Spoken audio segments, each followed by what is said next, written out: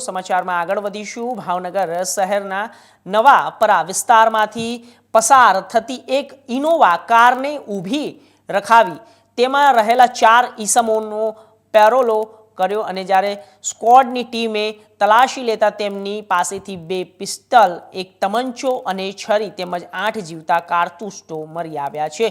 જ્યારે જેથી પોલીસે આ ચારેયની ધરપકડ કરી વધુ પૂછપરછ કરતા પોલીસ તપાસમાં ખુલ્યું છે કે ચારેય શખ્સો જેમાં પાલીતાણાના ડુંગરપુરનો આકીબ જસુબભાઈ લાખાપોટા કે જેમના પિતરાઈભાઈની 8 માસ પૂર્વે પાલીતાણા ચોકડી વિસ્તાર નજીક હત્યા થઈ હતી, જેનો તે ફરિયાદી હોય અને જેના પણ હુમલો થવાની ભીતિના પગલે સ્વબચાવમાં તે હથિયાર રાખતો હતો। જ્યારે તેમની સાથે રહેલા સાવરકુંડલાના વીજપડી ગામના ઇનાયત ફિરોઝભાઈ ચૌહાણ, સાવરકુંડલાના સાજિદ ઇસ્માઇલ ઝરુકા તેમજ મહુવાના નેપ ગામનો સમીર મોહમ્મદ બેકુરા પાસેથી પણ હથિયારો મળી આવ્યા હતા અને ગંભીર વિષય છે। આ રીતે જ તપાસ ચાલુ રહી છે અને તે દરમિયાન આ લોકોને ધરપકડ કરવામાં આવી છે।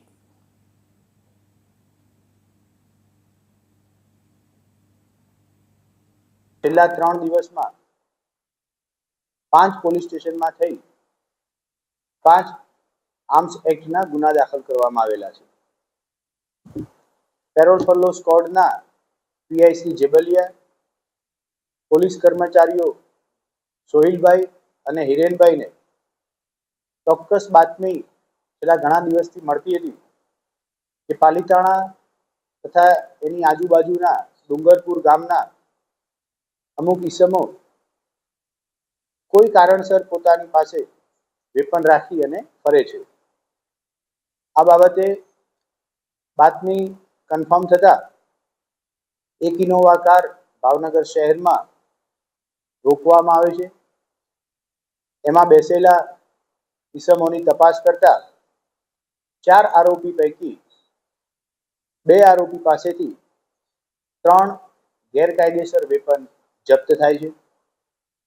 આ ચારેય આરોપી વિરુદ્ધ નિલંબાગ પોલીસ સ્ટેશનમાં ગુનો નોંધી આગળની તપાસ હાથ ધરવામાં આવે છે।